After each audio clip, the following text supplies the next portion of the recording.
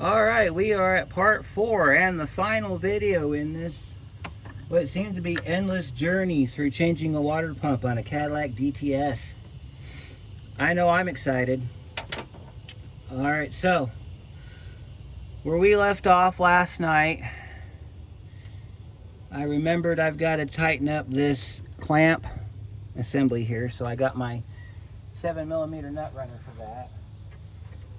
We got to get the air box put back together, and we're going to put some fluid in it, and we're going to let it sit for 24 hours. We're going to put drain pans underneath it and everything. We're going to let it sit for 24 hours. We're going to come back the next day, and if there's no coolant in those drain pans, that means all of our gas gets sealed. We can go ahead and do the startup and run.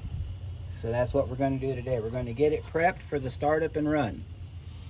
We got to check our belts, make sure our belts are on correctly, and just go back through and anything that we touched, make sure it's tight. So that's basically what we're going to do in the first half of this video. In the second half of the video, we're going to do the startup and run. So let's get this car put back together. I got my 7mm nut runner right here. It's going to be a little hard to get to this one down here because we should have done that one when the throttle body, or the thing was off of it, but might have to go get a 7mm wrench and get that one because that one's being a little bit stubborn. But this back one over here, there's one over here behind this electrical wire here. We got to get that one. Let's see if I can pick the wiring up so I can get to it. Because this right here is a vacuum leak waiting to happen. Tighten up these pipes here. These clamps. Alright, there's that one. I'm going to have to get a wrench and come back in and, well, I don't know, maybe I can get this one. It's hard to get with this nut runner because it's offset. And of course, we're going to have plastic garbage falling into our vehicle.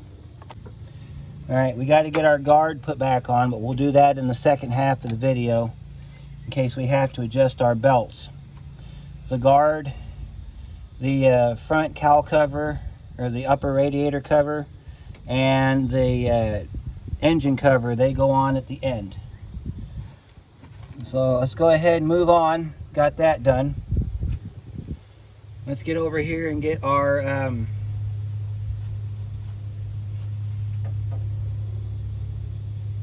air box put back together. Alright, so make sure you're, let's see, hold on. Turn you a little bit that way. Now if you remember our air box, it's got some hinges on the top and then some clips on the bottom. Gotta move this rubber hose back.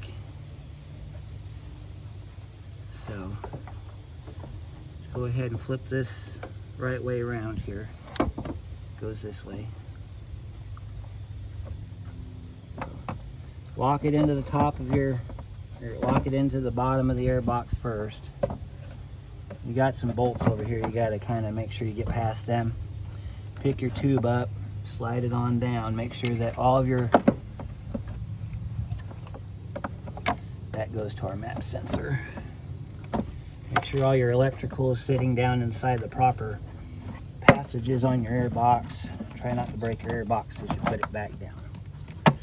Alright, make sure that everything's lined up. Don't try to put this down if everything's not lined up, and then you lock your clips back in. Now you'd have a third clip over here, but this one's missing. Alright, so let's get our flexible tube put back on.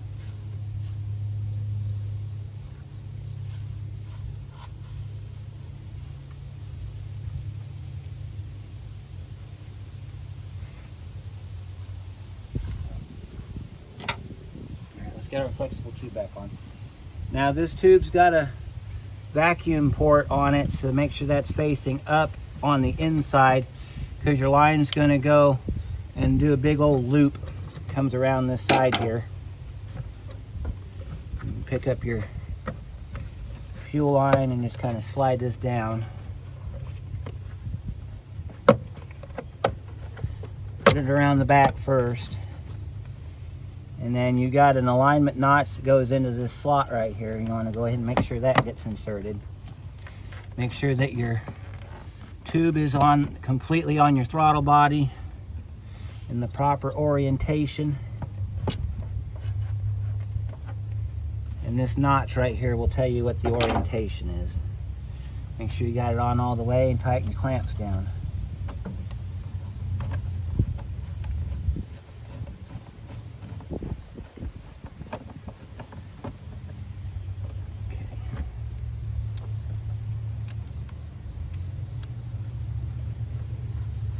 Yeah, if you have an 8mm socket or an 8mm nut runner, this works really great on these.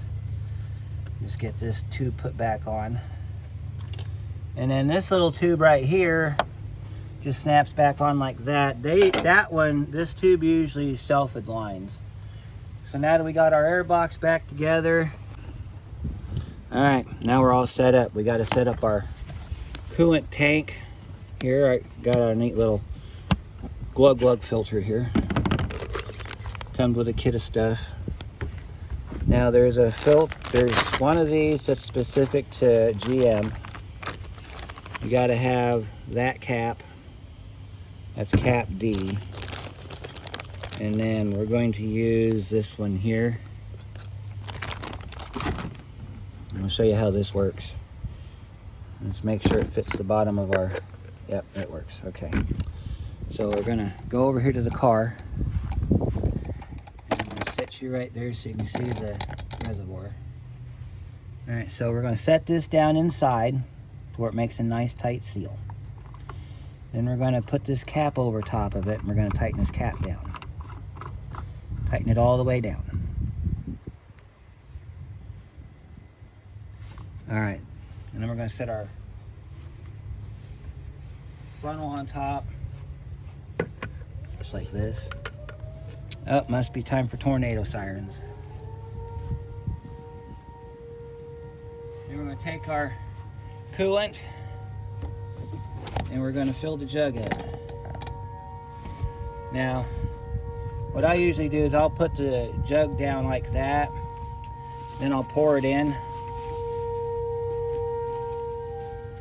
And see, what's going to happen is it's going to filter out all that plastic crap. Alright, we still have some plastic crap in here, so we're going to have to filter it again. We still have crap in our... So we're going to have to double filter it. So what that means is that we can't use that right there. We're going to have to dump that into a drain pan.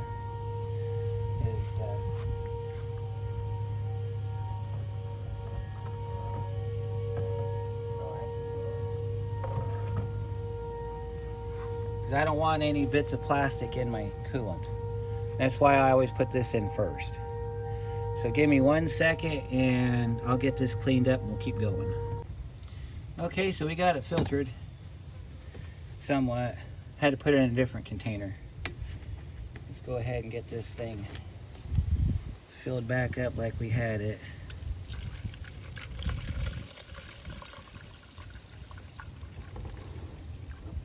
Go ahead and tip it around this way. I have a hood prop if you can't see it because that hood strut died on me a couple days ago. So, all right, so we got our tank ready. We're going to go ahead and just pull the plug here and just let it fill up.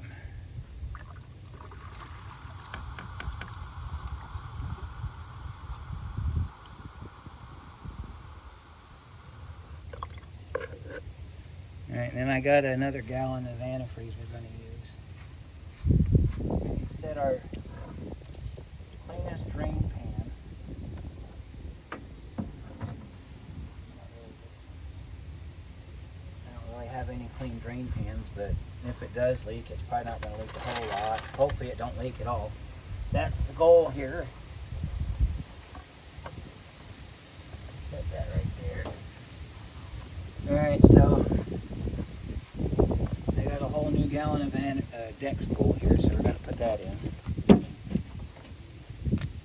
like the wind just blew my drain pan somewhere.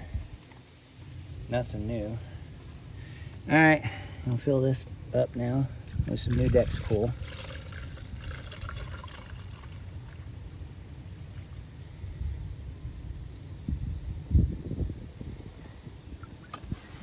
I don't know how much came out of this car, but I know at least 1.5 gallons going back in it.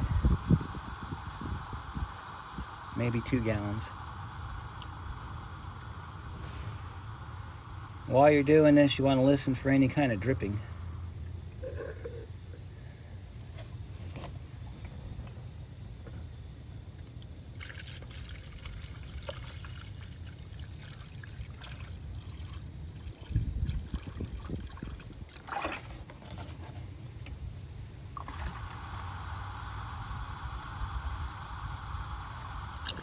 Oh, now we're starting to bubble.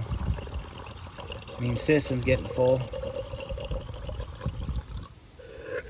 Alright, we'll put the rest of this gallon in, and then we'll walk around the car and we'll check everything. And if everything looks good, we'll let it sit with this in here for 24 hours. And come back, we'll do our start and run in the second half of this video.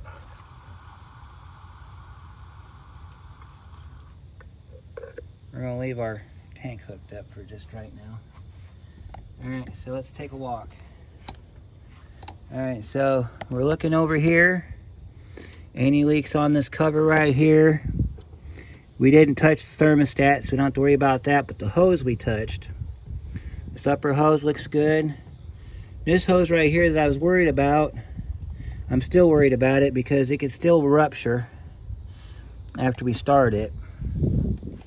Let's check the back, make sure our heater hose isn't leaking. Heater hose looks good. There's that hose right back there where my finger's pointing. That looks good. Alright, let's get underneath the car. Let's take a look under the car and see what we can see. See if we have any dripping under the car. This coolant's made its way over there now, so. Yeah, I don't hear no drips. I don't see no drips. Looks like we're gonna be okay. So, yeah, this is a very short half of video. Because tomorrow's half, it's gonna be the longer part. I'm not filming the entire 30 minutes though. I wanna just film parts of it. So, we're gonna go ahead and end part 1 with this. We're not gonna break this into 2 separate parts. This is all one big video. It's just, you know, part 1. I'm gonna get some more coolant, and we're gonna add some more coolant to that too. So, all right then, I guess we'll see you in 24 hours. Okay, part 2. It's been 24 hours, and we've not lost any coolant. I don't see any spots where we've got any leaks. I just reconnected the battery so we can go ahead and start the car. Okay, so there's a procedure we have to follow to start the car, and I'll go over that in just a second. We gotta check all of our lines, make sure all of our lines are tight. All of our hoses are in. We gotta hook up this PCV real quick. This is your part number for that if you need to get a new one. Right there. And this one, well, let's just say that it needed to get replaced because one side of it had already had a split in it. So we're gonna set you up right there so I can show you how that routes. We're going to get this thing going. Yeah, the aftermarket doesn't make these, so I had to go to the dealership to get one. I'm surprised they still make them. But, yep. Turns out it would have had to be replaced anyway because the other end had a split down the side. I'm really surprised that this car didn't run worse than it did. We'll go ahead and take our tag off of it here that says Made in Mexico. That way it doesn't stick out. There we go. Tags off. Alright, so Here's our piece. Now this piece, it plugs in right here like this. And if I remember right, it goes underneath. So you gotta feed it underneath the hose here. So what we're gonna do is we're gonna spin these little things up so that we can get underneath it. This is all that's left. And then we're gonna start the car. So because we interrupted the fuel system against my better judgment, but because it was necessary, this routes down under the, see, it goes around like that, and then it connects to the top of your tube over here. That snaps on there, and then this snaps on over here. It has to go under here because you got that big North Star cover that goes on the top, and it won't fit down all the way if you don't have that on there. And then of course this stays in here and does all those things. Anyway, that goes on there like that. So, all right, there's a startup procedure because we disturbed the fuel rail. You got to cycle the key 2 times, try to start it, okay? After it starts, then we need to come out and check our belt down here and make sure that it's on correctly. We got to let it come to idle. You're going to need a scan tool that can give you temperature readings. Because I didn't pick up an infrared scanner, I can't do infrared on this car. But if you had an infrared gun, you would go and scan, hit your hoses with it, make sure that those are good. We got to pay close attention to this heater hose up front because that's the one we were having problems getting off. And if it starts to leak, we got to shut it down and get to it and get it fixed. So let's go ahead, and I'm going to get you set up over here. I need to go get my scan tool so we can hook our scan tool up. We're going to set you up here, and I'm going to go grab my scan tool. Pay close attention to that, because if everything runs successfully, we'll shut it down, we'll put the guard back on it, we'll put the front cover back on it, we'll put the engine top down on it, and then we'll send this thing home. So let me go grab my scan tool, and I'll be right back. Okay, I got my scan tool plugged into the car. I'm going to go ahead and hit the key a couple times, prime the fuel rail. The other thing you want to do is while you're priming the fuel rail, you want to look for any kind of fuel leak, because we had that one injector that emptied out when we took the fuel rail off. So we want to make sure that that fuel injector is not going to become a problem. So I'm going to go ahead and prime the fuel system, and we're going to try to start it, and then we're going to just take it from there.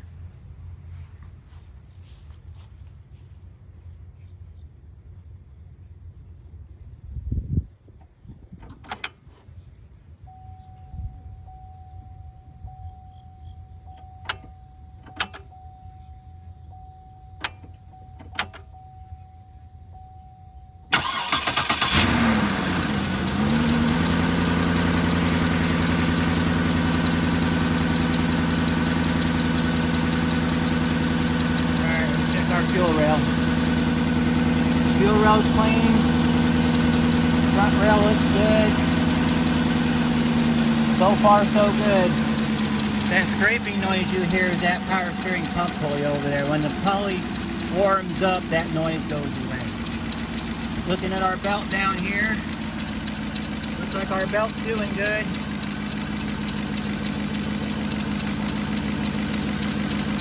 Put our flashlight down in there, make sure we don't have any leaks.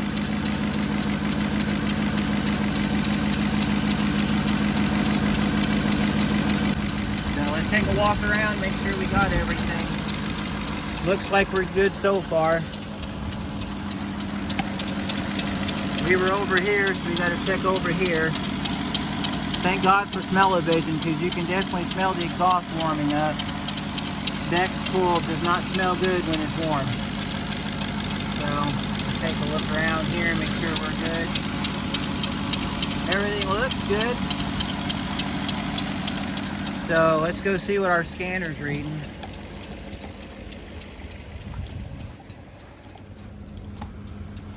Let's see what our scanner's doing. Okay, so it's got a mass airflow sensor code. Oh, I know why. We gotta shut the car off. We forgot to hook up our mass airflow sensor. Alright, so we gotta find our wire, which is right down here. We gotta bring our wiring up, because our wiring's not right. So we're gonna have to pull that apart. We're gonna fix that real quick. Alright, set you down here. Now let's close our doors so that we don't hear the ding dings.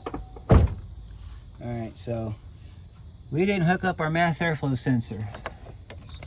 That's because the wiring for it is right here, and it's wrapped around some stuff. We gotta unwrap it. That's probably why it was running high idle for a minute. Alright. Make sure you plug in all your plugins. Alright, now we're gonna start it back up. We'll clear the code for the mass airflow sensor if it doesn't clear out on its own.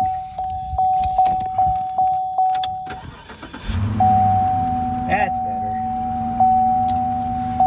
Alright. Go ahead and do a scan on this thing. Get it up here so you can read it. Alright, there's our O2. Go ahead and clear that code.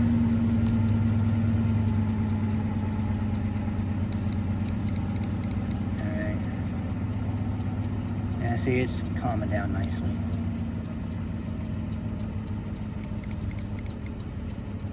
Got no codes in the computer. Let's go to live data. Alright, so there we're in closed loop. Engine temperature is at 124 and going up, which is normal. Okay, so do our fuel trims here for you.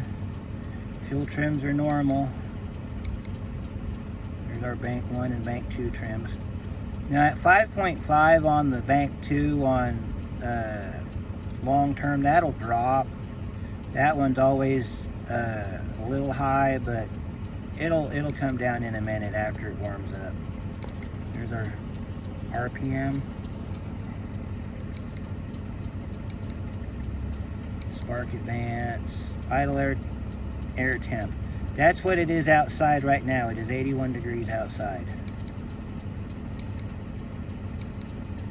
See, everything's looking good on here. There's your voltages. Ignore that 99.2 because I was told that it's always going to be that. Our O2s are switching. Of course, we never had a problem with O2s on this car. See that? They're all switching real good. Okay. That's our run time. And then we got a bunch of lambda stuff. Our EGR error, 99.2%. I'm not sure what that's all about. Our catalytic converter is warming up nicely.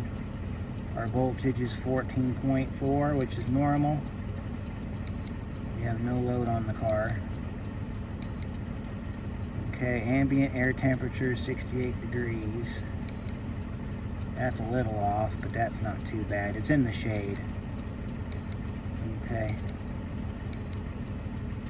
Alright, so what we're going to do now is we're going to change our menu here. So we're going to hit our button here.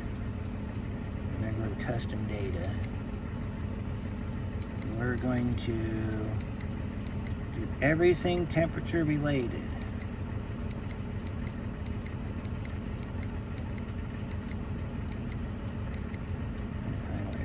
We want that one.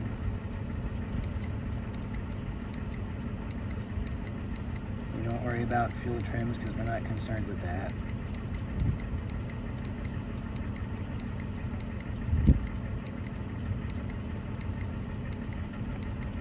I think we got everything we're looking for here. So we'll go ahead and we'll hit the button again.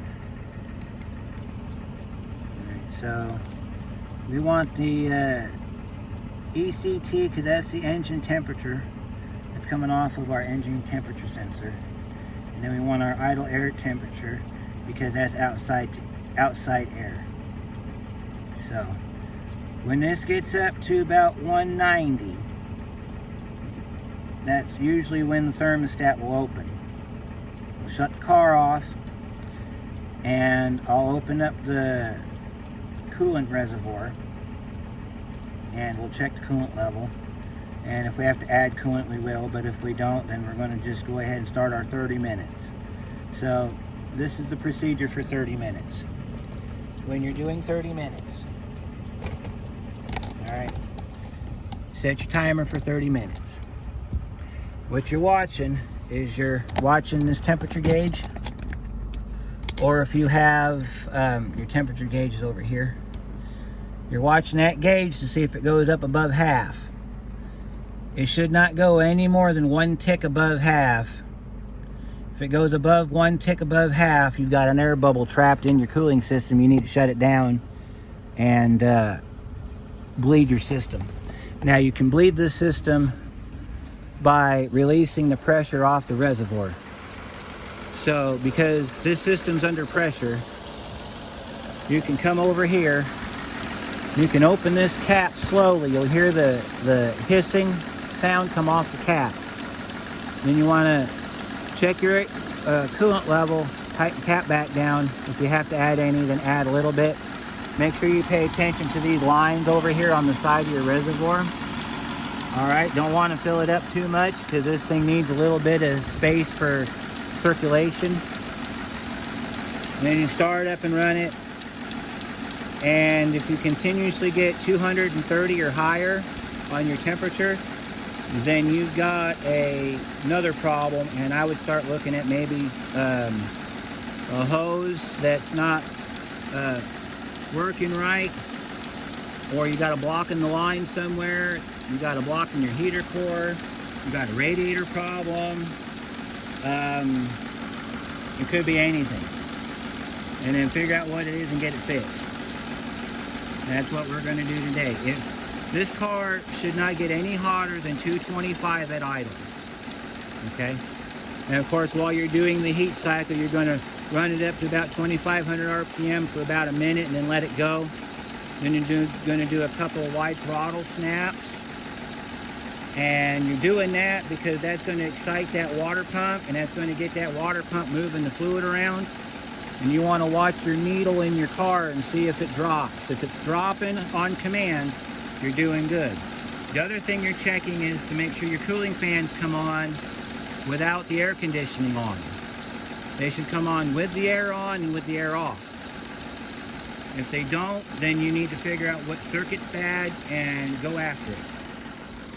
So let's check our temperature on our scan tool real quick. I'm not going to record the full 30 minutes because that's not necessary. I just told you the procedure that you need to go through. Now see, our needle's sitting at normal position. I'll zoom in so you can see it. That's normal position for your needle in your car. That should be where it is. And we are sitting at, get our scanner in here, 189. So I'm going to give it about another couple minutes, and then I'm going to shut the car off, let the pressure off, and check my coolant level. Actually, we can do that now. Let's go ahead and shut the car off. You want to leave your key on so that you don't lose your readings on your monitor. We're going to go ahead and I'm going to show you how to do this. Okay, so you want to get set up so you can see what we're doing here. All right, so system's under pressure, thermostat just opened or is slowly opening. That means your fluid level is going to drop. So you're going to turn your cap and you're going to listen for it to hiss. Okay, and this thing's under a lot of pressure, so be very careful.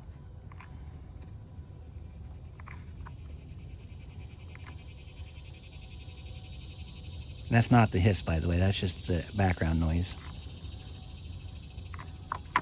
It did not pressurize.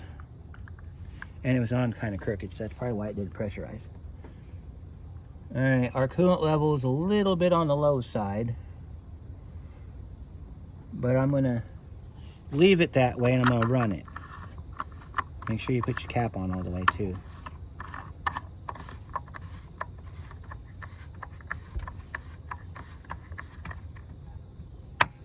Probably wasn't down all the way. All right, so I'm going to go ahead and start the 30 minutes. Then I'll shut the car off. While you're doing the 30 minutes, you want to come around here to the side of your reservoir. Over here on this side right here. Get in the frame here. You can see the color on this side here. You can see it over here too. You want to watch your levels on the side. If the coolant gets out of view while you're doing the 30 minutes, shut it off, let the pressure off, add your coolant, restart the 30 minutes. Okay? You don't want this reservoir going dry. All right? So I'm going to do that, and then if everything's good, I'll bring you back and we'll finish putting the car back together. We got to put that guard back on. We got this front cover that goes back on and the North Star cover that goes back on. Then we're done. So we're just about done with this one.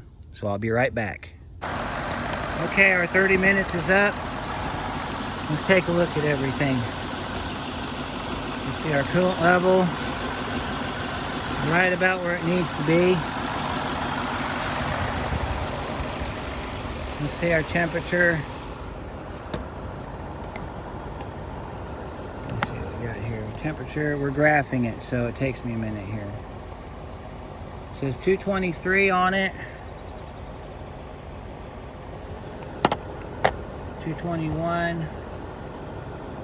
So we're kind of dropping. You can see where we've been graphing it. I apologize for the glare. So let's check our gauge. So we're going to move our scan tool into the car. We're going to check our gauge and see if our gauge is sitting in the middle where we need it to be. Okay. Now you see our gauge right there. If I can get the camera and quit bouncing around. Okay. That's as high as you want that gauge to go. You don't want it any higher than that. That's normal operating temperature. So we're going to go ahead and shut the car off. Well, before we do that, let's make sure our cooling fans are off. You don't ever want to interrupt the cooling fan cycle because that'll come back to get you in the end. Let's see. Looks like our fans are off. So we're going to go ahead and shut the car off. We're going to let it cool down on its own. We're not going to take the pressure off the system or nothing. Alright, so we're going to let the car cool down on its own. While we're doing that, we're going to move some stuff. We need to move our PCV hose, if I can find a good spot to put you. Because sitting down low like that is going to cause it to burn a hole in it because that pipe right there gets really hot. And the last thing we need to do is that pipe to burn a hole in it, especially because of how hard it is to find. So, when you're working with hot vehicles, this is how you do it. You take a screwdriver and you push that little tang in there and that slips that forward. We're going to pick this up, lift that up with your screwdriver so you can get the end of the nozzle back out through the other side there. Ow. Pick that up as high as you can get it. Get that damn tube out of there. There we go. And we're going to set that tube down on top of the line, like that. You see, now it flexes around and it won't be sandwiched in between the fuel line and that line right there. Then if you want to, we can push these tabs down and that'll make that line fit.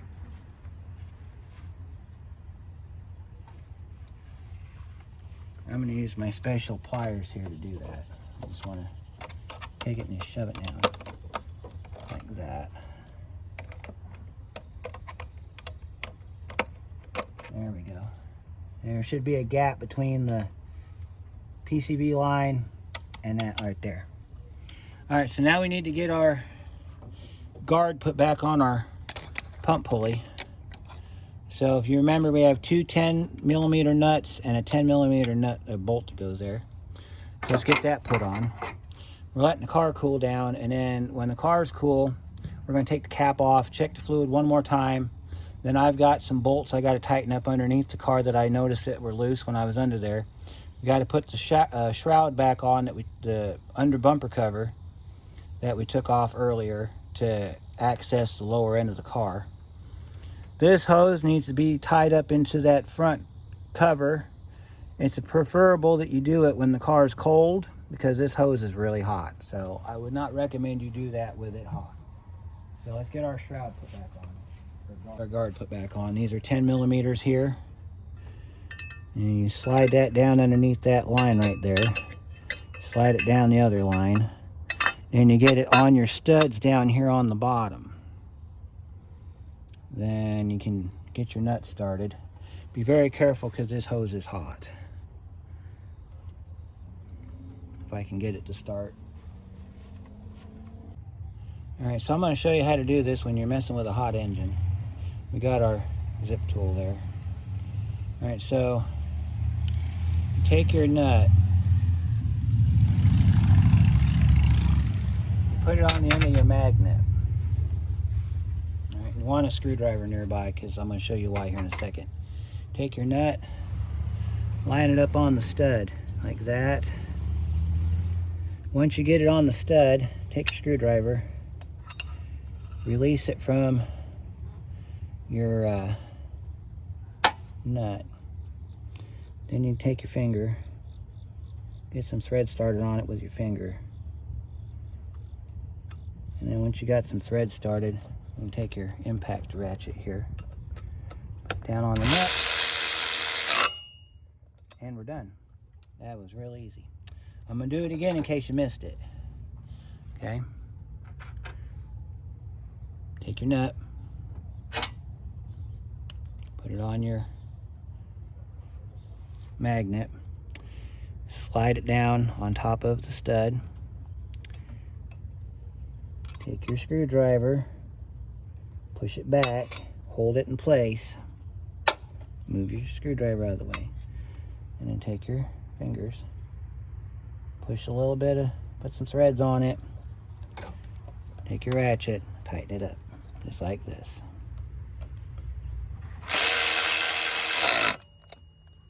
Alright, we got that bolt goes in the end here.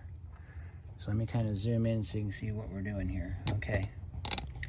We're working on that hole right there. Alright, so we're going to do the same thing that we just did with our two nuts. Except what we're going to do is we're going to loosen up the two nuts just a couple turns, because our guard's not. See, we got to loosen up that one nut so that lines that bolt hole up. And because you're fighting against this line right here, that line's going to be hot, so you want to do it the same way you did with the other one. Only this time we're going to need an extension for our ratchet.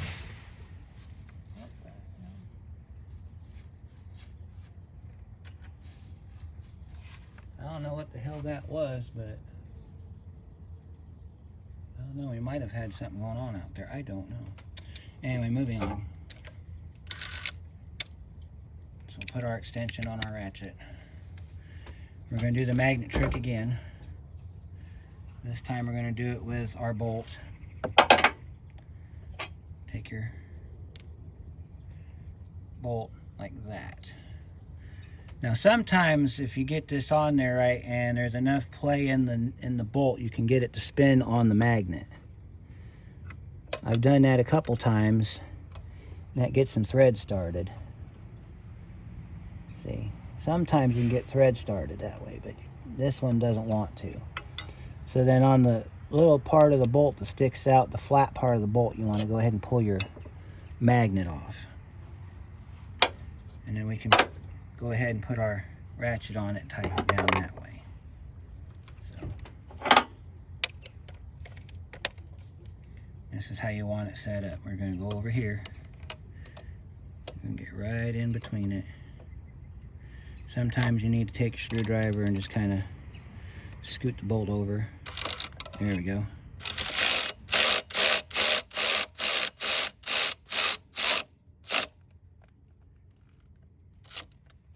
Guard's installed. Don't have to torque it down. And then take your extension back off and tighten up that nut that you loosened up on the side of the guard.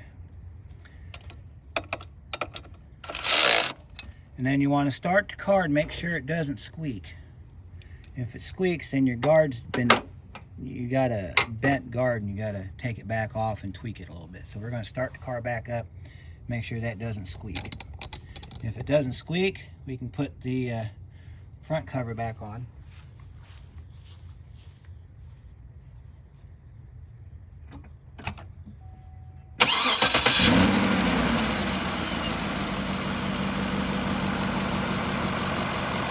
Nope, no squeak.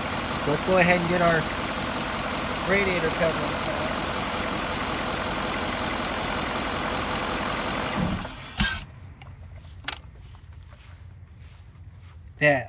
That noise you hear when it shuts off, that's the throttle body. All GMs do that, except for your VVT motors. The VVT motors don't do that. This is the noise you hear if you don't have a high pressure fuel pump, and this car does not have one. Doesn't need one.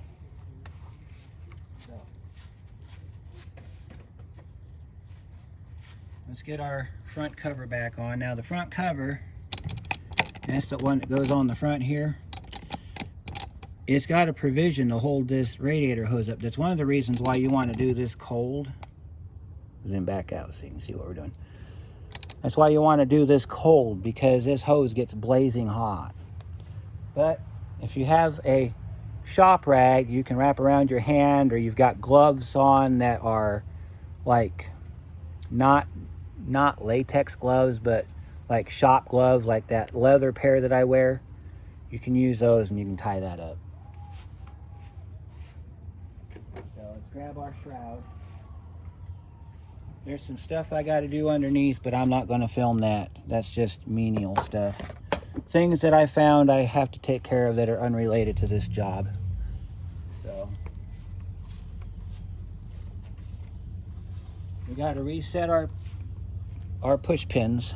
These are the push to release types. So to reset the push pins, push them all the way till the pin comes up. I'll show you again here in case you didn't see that. Take your push pin,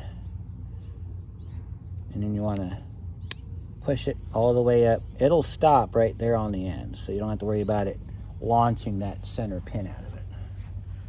Set your push pins where you can get to them. I gotta buy this car some more pins later on. All right, so let's get our cover installed. I'm gonna have to move the tripod out of the way just a little bit so I can get in here. You can still see okay. Oh, you can see okay. All right, so let's set you like that so you can see what we're doing. All right, so this goes over that piece right there. You'll have push pins everywhere there's a hole. If you don't, and your push pins have either broken or come up missing over the years, make the best you can. Normally what I do is if I'm missing pins, I get these 4 big holes right here in the middle. That takes care of it. So we got to put our hose in our shroud there. So let me go grab a rag. I'll show you how we do that. To do that with a rag, you're going to take your rag, wrap it around your hand like this. And you're going to reach up underneath and going to grab the hose. Now, our hose is stuck. Why is our hose stuck? Oh, okay, it's because it's caught in between the frame and the... So let's pull our piece back just a minute. See, our hose is stuck, so we got to grab our hose, grab it around the corner here, pick it up, lift it up, like that. There, now our hose isn't stuck. And put our cover back down. Now sometimes I'll try to hook it with this, I'll try to scoop it up like this. Sometimes I'll get good luck with that, like I did here.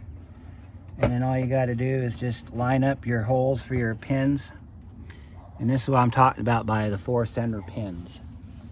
So you got your front hose back up underneath the cover. You got your push pins. I also have a fender push pin here. That's what this is. This is a fender push pin. These are the under hood push pins. All right, so what I'll do is I'll put one right here in this hole. I'll lock it down. I'll put one in this hole. Nope, not that one. I'll take this one and put this one down here. Push that one down. I'll take this one and make sure it's all the way in, and I'll lock it down, and then I'll do the same on this corner. Now if I had 4 of these, I would do all 4 of them that way. You can get these push pins at the pull apart. You can get them at O'Reilly. No, you can't get these at O'Reilly. You have to get these either from a wrecking yard. You might be able to find somebody that's got a pack of 10 of them on eBay that they'll sell you for like 10 bucks. Get these from the dealership. They cost me $7 a piece. So they're a pretty expensive piece of plastic. So let's take a look at our engine. I think we're done. All right, looks like we're done. This very long job has come to an end. No, it hasn't. We don't have our cover back on our engine. So let's put our North Star back on. That's when you know you're done, is when you put that cover back on.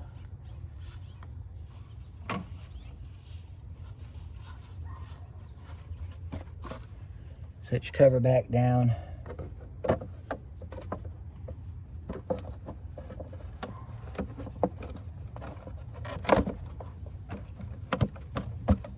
And we're done. Now we're done. All right. So that's how you do your water pump on your 07 DTS. I think it goes up to 11 on the DTSs. I'm not real sure. This video took a lot longer than it should have. Like I said in the beginning, labor time is 4.5 hours. I think it took me about 6 hours to do this job front to back. And that's not counting the 2 days it took me to get parts gathered for it, or to get tools for it so I could do the job. You definitely need to get you a set of swivel sockets, and you definitely need a ratcheting stubby wrench for those bottom bolts. I can't stress that enough. This job would have been a lot easier if I'd have had those to begin with. And you can get that stuff over at your local Harbor Freight. Of course, they're not a sponsor. You need a special tool if you take this line off. Now, there is a video out there that TRQ did where they left the line attached. Now, as much of a pain in the neck this is to get off, I would not recommend doing it that way.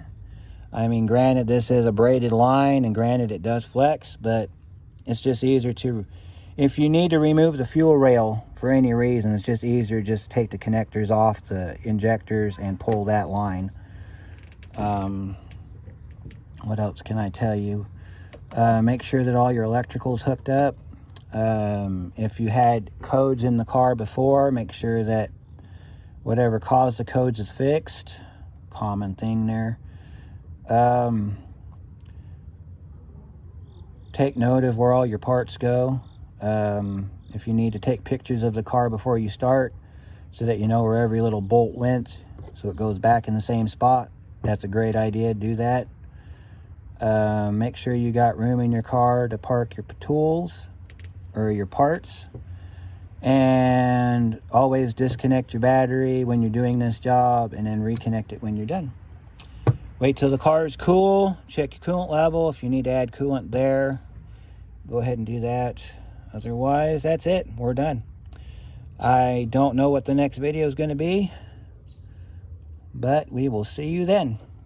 And until then, be careful, and comments and questions down below, and we'll see you next time.